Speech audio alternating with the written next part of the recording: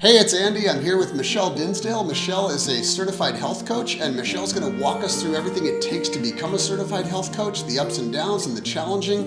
If you want to subscribe to the channel and get the updates, click the subscription link below, and we are starting right now.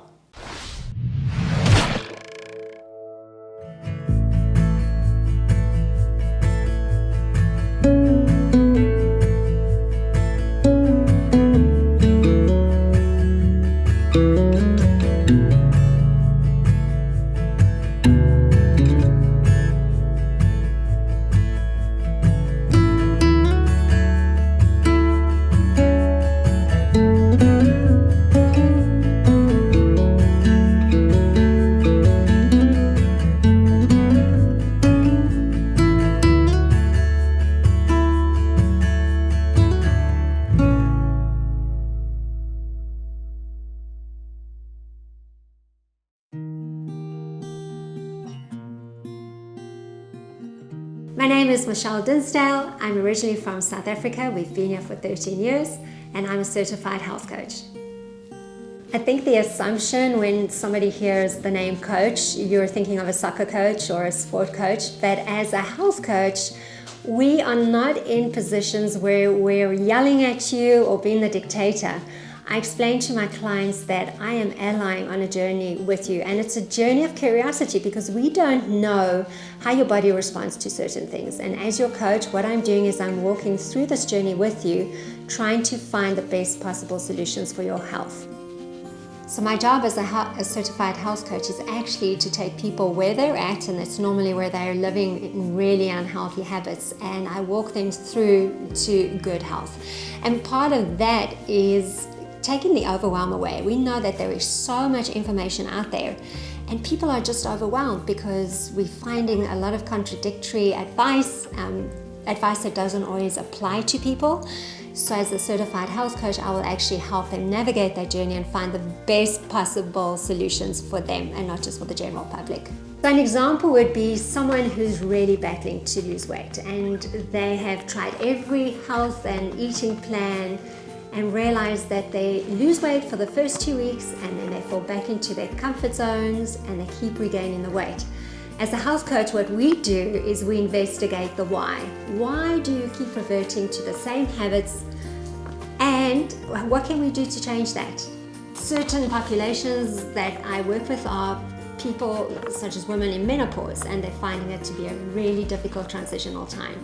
And I will work with them to find out, are they eating correctly? How are we balancing hormones? What is their lifestyle dictating? A lot of the times we find women are really overwhelmed. One of the challenges I see the most with men is they are very, very stressed. And we know that stress causes a lot of living in the parasympathetic nervous system, which is also the fight or flight system. And they eat really badly because they're not paying attention to good nutrition, and they're picking up weight. And the way they perceive stress is really, really difficult because it puts them at such a disadvantage in addressing how to really manage their stress on a day-to-day basis. So as a health coach, I like to try and get my clients to reframe stress so that they're not seeing it as something that's just provoking them, but something that they're seeing as an issue they have to live with day to day. And how do we best live with that and get the best results from it?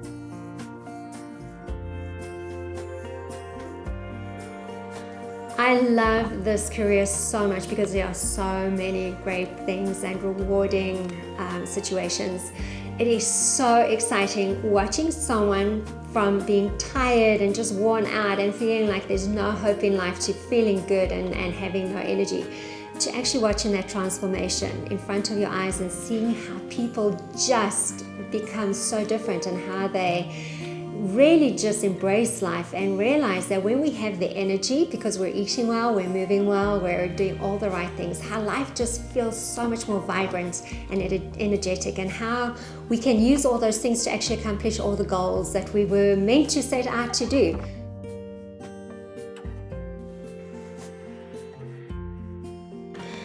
Some of the challenges I would say is, and I think I come up with this in every client, is watching them self-sabotage. And we just know that's going to happen. There's always a point in time where We all have very self-limiting beliefs, and as soon as we start to actually make ground, we self-sabotage because it just feels so foreign to us. And it's a process, and we just need to work through that and get to the other side, and we always do, but it's a really difficult time watching somebody hit that obstacle and sometimes trying to get them through that process as painless as possible.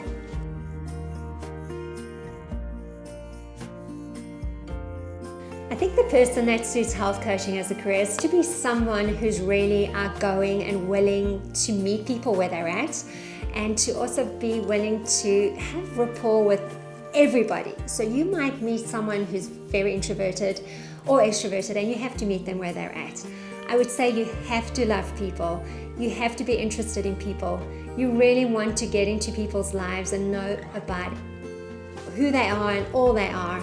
And you have to be willing to research and work with people in a way that suits them. So we cannot be rushing the process here.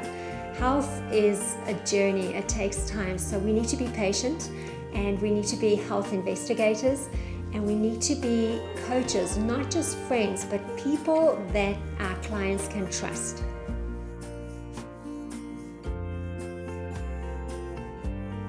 Someone who would not be suited to this career is someone who isn't interested in health, or someone who isn't interested in walking the talk. I strongly believe that if you're going to be a coach, you need to be a role model. So if you're not willing to take the steps it takes to be healthy, to eat well, to move well, and be that role model for your client, you're not going to succeed, because people are looking at you to be a role model and they want to be inspired. So even if you're on your journey to getting well, you have to be on that journey. It's really important that you are that person that they can look up to and want to be at the end of the day.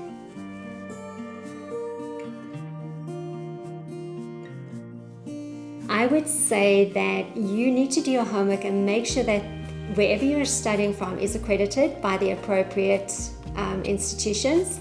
Make sure that you are also able to take the board exam at the end of the day. Some doctors are requiring that health coaches actually take the national board exam for health coaching. So you want to be certified with a school who actually sets you up to be able to do that at the end of the day. High school education is imperative, obviously, and if you're that person who's looking at a career in maybe kinesiology, nutrition, this is a fantastic career because you're able to use that knowledge, and you're going to be so good at actually imparting what you know in information to your clients.